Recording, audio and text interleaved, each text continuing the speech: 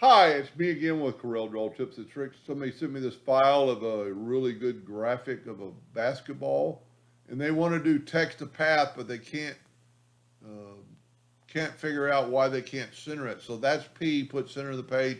P, put center of the page, and it's not in the center of the page. Well, you can see it when you move it. Look at the handles. The ball is more to the right than it is to the left.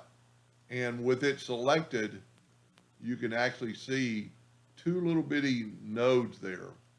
So go to Object, ungroup it, and select over here, and it grabbed two objects.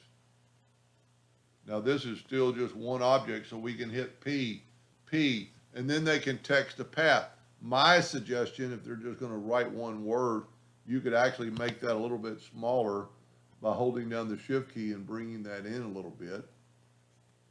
And then what I would do is move my basketball out of the way or vice versa and take a 2 point line and put it like, hold down the control button so it's even.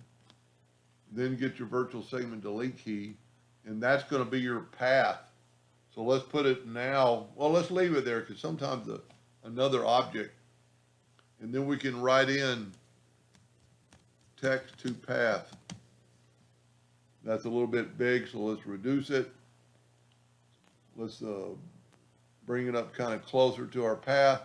Go up to text, text to path, and you want, and okay, I'm almost glad that happened.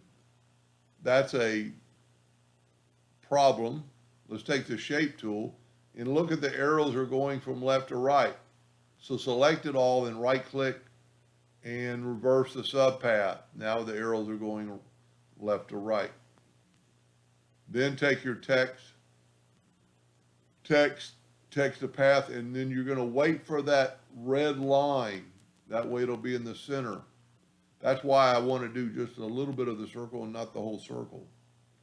Then you can go up to object and break the text apart, grab your text, and we've nudged so we can nudge right back.